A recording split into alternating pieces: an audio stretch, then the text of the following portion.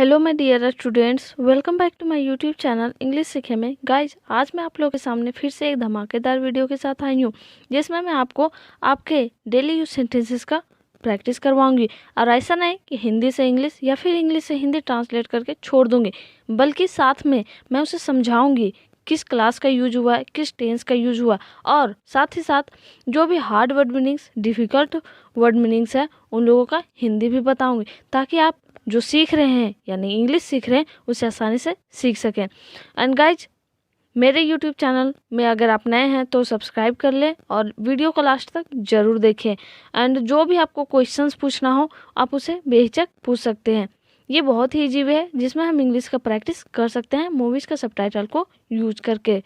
तो बिना time waste किए आज का पहला सेंटेंस स्टार्ट करते हैं। आज का पहला सेंटेंस है, मेरा फ़ोन कहाँ है? Where is my phone? Where is my phone? मेरा पेन कहाँ है? Where is my pen? मेरा पर्स कहाँ है? Where is my purse? या फिर मेरा किताब कहाँ है? Where is my book? मुझे नहीं पता तुम्हारा फ़ोन कहाँ है। I don't know where is your phone? I don't know where is your phone? या फिर I don't know where is your purse?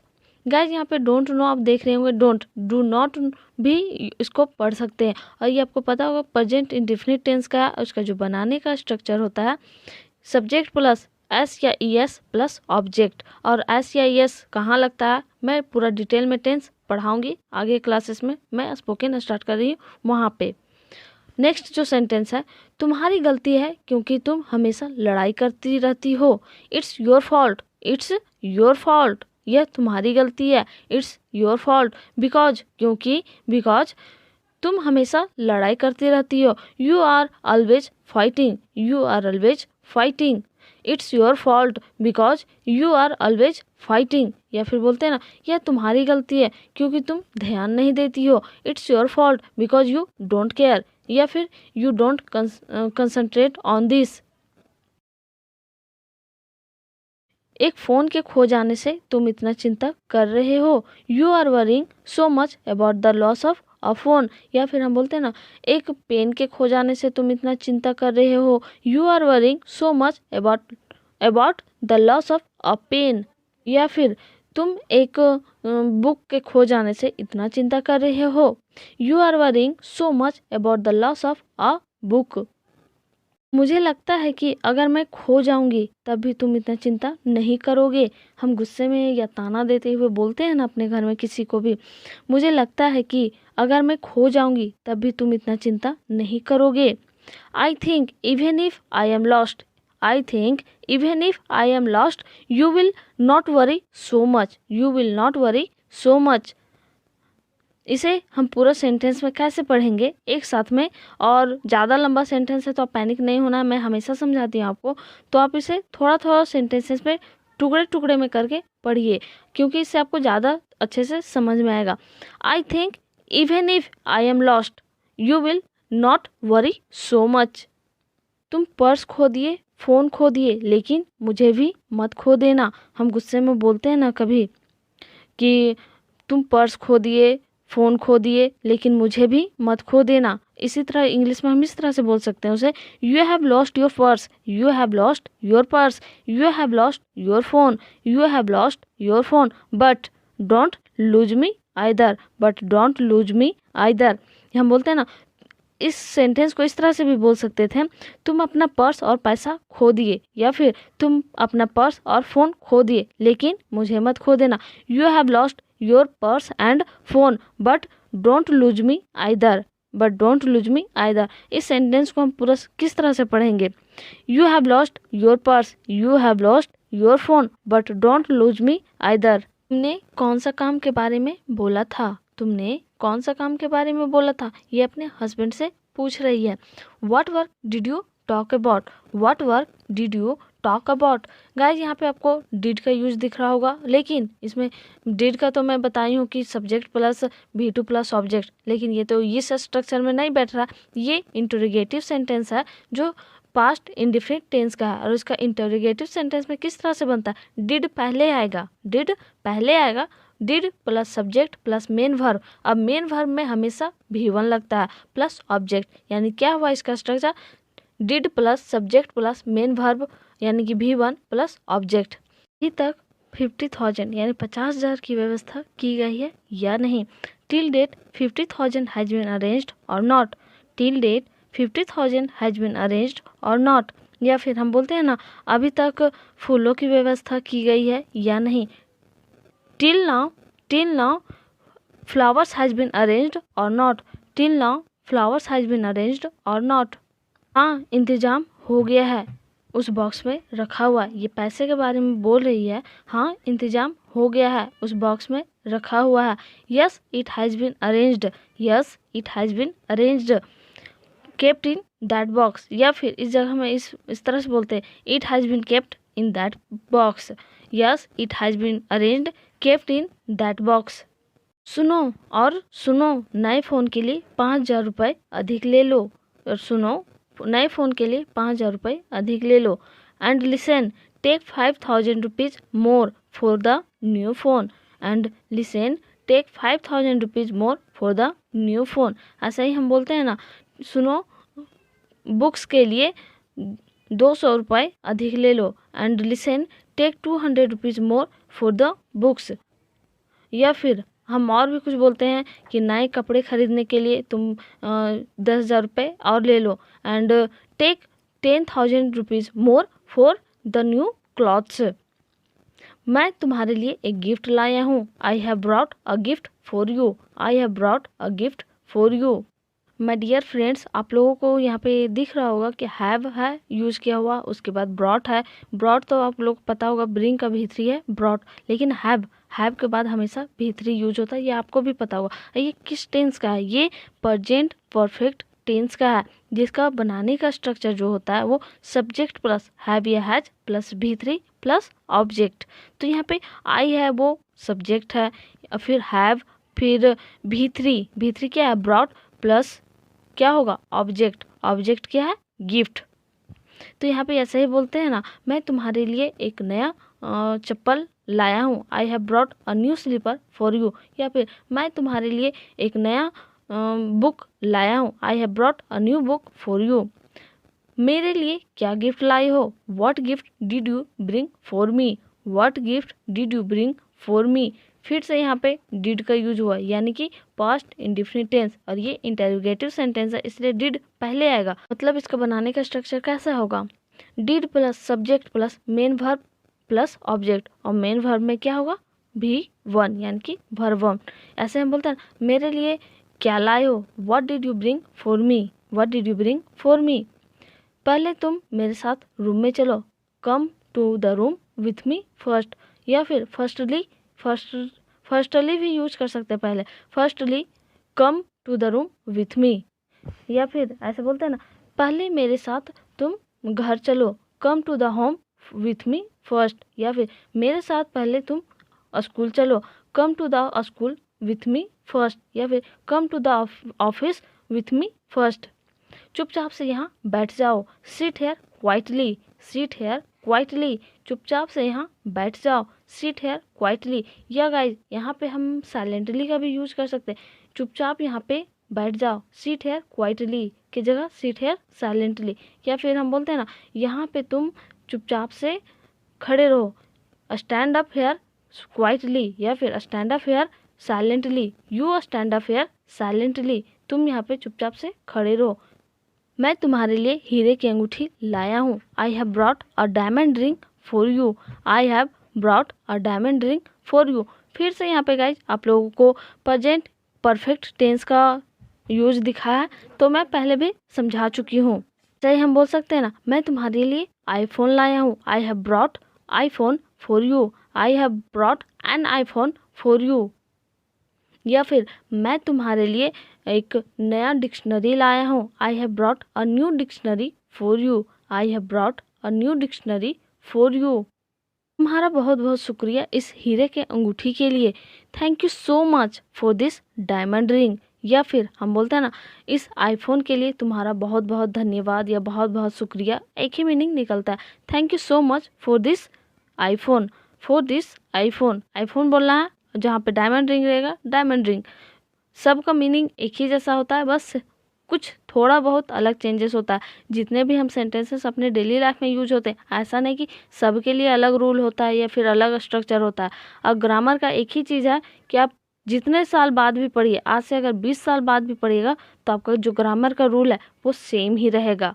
ऐसा नहीं कि जो हमारे पेरेंट्स लोग पढ़े होंगे वो ग्रामर का रूल अलग होगा और आज हम पढ़े वो अलग, ऐसा कोई मैटर नहीं है।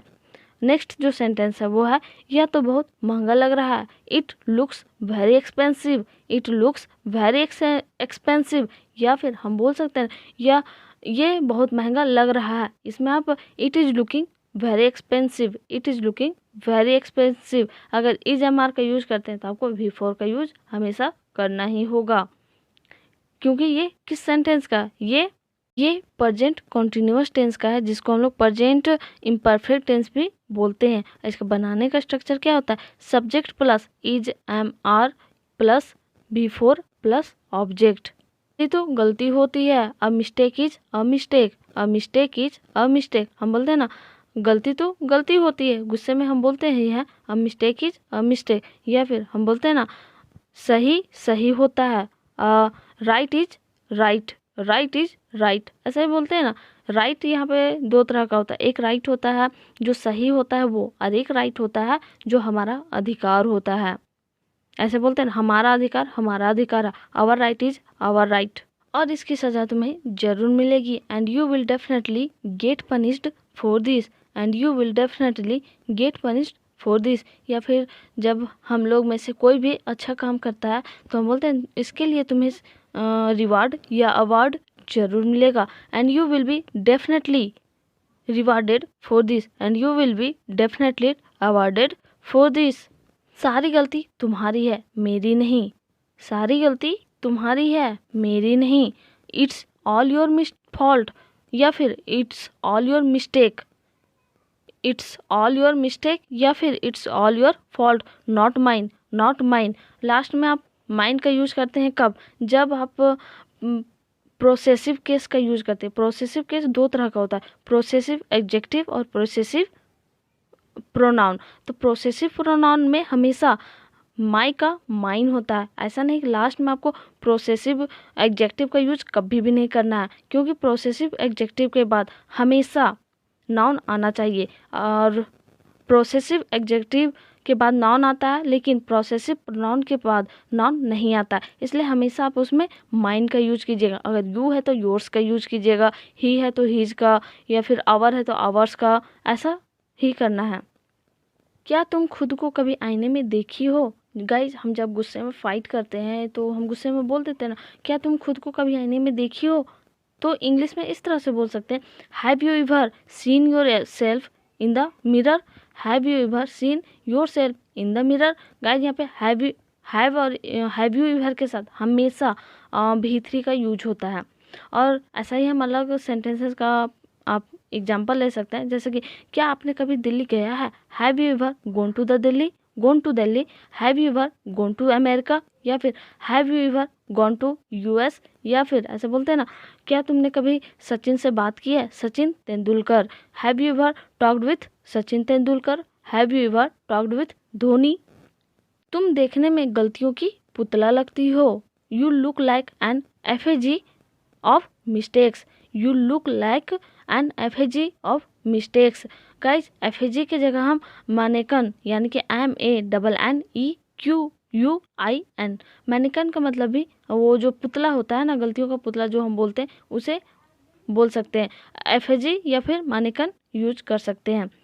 ऐसे हम बोलते हैं ना, तुम देखने में तो शरीफ लगती हो, you look like gentle, you look like gentle, या फिर यू लुक लाइक ब्यूटीफुल, तुम देखने में सुंदर लगती हो, यू लुक लाइक ब्यूटीफुल। तुम लोग बात को समझने की कोशिश करो, you guys try to understand the matter, you guys try to understand the matter. Guys किसी भी सेंटेंस को जब हम कोशिश करते हैं दैट टाइम हम ट्राई टू यूज करते हैं, और ट्राई टू के बाद हमेशा एक्शन 1 का यूज होता है। ये मैं आगे स्पोकन में सारे क्लासेस आपको प्रोवाइड करूँगी, और ये कमिंग सून है हमारा स्पोकन, तो हमारा टीम भी इसमें वर्क कर रहा है, तो आप let's start new spoken classes, बहुत जल्द शुरू होने वाला। So be excited and keep learning English with English सीखे। और ट्राई कीजिए, अपने फ्रेंड्स के साथ भी बोलिए। और ऐसे अगर सेंटेंसेस रहता है ना, तो हम बोलते हैं ना, तुम लोग बात को ख़त्म करने की कोशिश करो। You guys try to end the matter, you guys try to end the matter. हम लोगों को बैठकर बात करना चाहिए। We should sit and talk, we should sit and talk. या फिर हम बोलते हैं हम लोगों को घर जाकर के खाना खाना चाहिए। We should go home and eat, we should go home and eat. या फिर हमें बाहर जाकर के बात करना चाहिए। We should go out and talk, we should go out and talk. Guys, मैं हमेशा से अपना 100% देने की कोशिश करती हूँ कि आप लोग आसानी से समझे। इसके लिए मैं पूरा एक्सप्लेन करके बताती हूँ और साथ ही साथ अदर एग्जांपल्स भी देती हूँ, क्योंकि एक एग्जांपल से आपको समझ में नहीं आता है। ये बहुत सारा स्टूडेंट्स का प्रॉब्लम होता है। ये प्रॉब्लम मैं भी बहुत बार फेस कर चुकी हूँ, तो इसलिए मैं आप लोगों की बातों को समझती हूँ। तो मैं अलग अलग सेंटेंसेस को दे करके, यानी कि अलग अलग एग्जांपल्स दे करके आपको अच्छे से समझाने की कोशिश करती हूँ। सो कीप सपोर्टिंग मी, और जितना ज़्यादा हो अपने फ्रेंड्स के साथ शेयर कीजिए मेरे वीडियोज़ को। और क्योंकि जितना आप शेयर कीजिएगा और जितना लाइक कीजिएगा और जितना कमेंट कीजिएगा, वही मेरे लिए मोटिवेशन है। और ये जो आप कमेंट करते हैं ना, वो मेरे लिए, और जो लाइक करते हैं वो मेरे लिए मोटिवेशन होता है, जो जिससे मैं मोटिवेटेड रहती हूँ और मुझे और नए नए वीडियोस बनाने में हेल्प होती है। यानी कि मेरा माइंडसेट अच्छा रहता है कि मैं कुछ नया करूँ। So keep learning and keep growing. तुमने बात को समझे बिना पुलिस को क्यों बुलाया? Why have you called the police without understanding the matter? Why have you called the police without understanding the matter? Guys, आप लोग जहाँ पे भी देखे होंगे, आप नोटिस करें ना करें, बट नेक्स्ट टाइम से आप नोटिस कीजिएगा, विदाउट के बाद जब भी कोई एक्शन वर्क होता है, यानी कि कोई वर्क होता है, अंडरस्टैंड क्या होता है, समझना, एक वर्क है, वो वर्ब है, तो इसमें हमेशा बिफोर का यूज होता है। ठीक है। अगर हम बोलते हैं ना, तुम मुझे बताए बिना घर क्यों चली गई? Why did you go to home without telling me? Why did you go to home without telling me? या फिर तुमने मुझे बताए बिना क्यों खाना खाया? Why did you eat without telling me? Why did you eat without telling me? या फिर Why have you eaten without telling me? Have या did दोनों का यूज कर सकते हैं वहाँ पे। हाँ, मैंने पुलिस को बुलाया क्योंकि मैं गुस्से में हूँ। Yes, I called the police because I am angry. Yes, I called the police because I am angry. Guys, हम ऐसा ही क्लास में होते हैं ना, बोलते हैं हाँ मैं टीचर को बुलाई, या हाँ मैं टीचर को बुलाई क्योंकि मुझे टीचर की हेल्प चाहिए। Yes, I called the teacher, yes I called the teacher because I need, अगर लड़की है तो हर और लड़का है तो his. Yes, I called the teacher because I need her help, because I need her help. हमें इस बात पर कम से कम एक बार चर्चा करनी चाहिए थे। We should have discussed this at least once, we should have discussed this at least once. Guys, जो काम शुड का यूज आप लोग पढ़े होंगे या नहीं पढ़े होंगे तो कभी ना कभी यूज किए होंगे। शुड का यूज कहाँ होता है? जब हम किसी को सजेस्ट करते हैं किसी चीज़ के लिए, तुम्हें ये काम करना चाहिए, यू शुड डू दिस, या फिर तुम्हें ट्रैफिक रूल्स फॉलो करने चाहिए, you should follow the traffic rules. लेकिन ये शुड हैव का यूज कब होता है? जब हम कोई काम पास्ट में करना चाहिए था बट नहीं करते हैं ना, उस टाइम हम शुड हैव का यूज कर सकते हैं। और लेकिन शुड हैव के बाद हमेशा भी3 का यूज होता है। ये आपने दिमाग में सेट कर लीजिए, शुड हैव के बाद हमेशा भी3 का यूज होता है। ऐसे हम बोल सकते हैं ना, तुम्हें घर चले जाना चाहिए था, you should have gone to house, you should have gone to house. ठीक है, मैं इस समस्या को हल करने का एक तरीका सोचती हूँ। Okay, I think of a way to solve this problem. या फिर ओके की जगह वेल का यूज कर सकते हैं, WELL, या फिर ऑल राइट का भी यूज कर सकते हैं। Okay, I think of a way to solve this problem. या फिर हम बोलते हैं ठीक है, इस वर्क को कंप्लीट करने का मैं एक तरीका सोचती हूँ। Okay, I think of a way to complete this work. ठीक है, मैंने गलती की है, इसके लिए मैं सज़ा का हकदार हूँ। गाइज, जब हम मिस्टेक कर लेते हैं तो एक्सेप्ट करते हैं ना, हाँ मैं गलती कर ली हूँ, और इसके लिए सज़ा का भी हकदार कौन होगा? जो गलती करेगा वही, यानी कि मैं। तो हमारे सामने इतना लंबा सेंटेंस है, इसको हम क्या करेंगे? तोड़ तोड़ के पढ़ेंगे। ठीक है, तोड़ तोड़ के। और जो भी आपको ग्रामर आता है उस पर पहले आप सेट कीजिए, उस पैटर्न पे सेट कीजिए, जो मैं बताती हूँ उस पर आप फिर फिर से मतलब बैठा के देखिए, यानी कि आप मिला करके देखिए कि आप क्या सही कर रहे हैं क्या गलत, क्योंकि आप कितने पानी में इसमें आपको पता चल जाएगा। तो क्या है, ठीक है, ओके या ऑलराइट या वेल। ओके सिर्फ बोल सकते हैं, कुछ भी, मैंने बहुत सारा बताया है आपको। मैंने गलती की है, I have made a mistake, I have made a mistake. इसलिए, सो इसलिए मैं सज़ा का हकदार हूँ, so I am entitled to punishment, so I am entitled to punishment. Guys, entitled का मतलब होता है हकदार, यानी कि सज़ा का हकदार। इस सेंटेंस को हम पूरा किस तरह से पढ़ेंगे? Okay, I have made a mistake, so I am entitled to punishment. Guys, I hope ये वीडियो आप लोग के लिए काफ़ी हेल्पफुल रहा, एंड आई विश कि आप लोग जल्द से जल्द एक गुड स्पीकर बने इंग्लिश का। And thanks for watching my video. Thank you guys, like share and comment on my videos and subscribe my YouTube channel English सीखे। Thank you.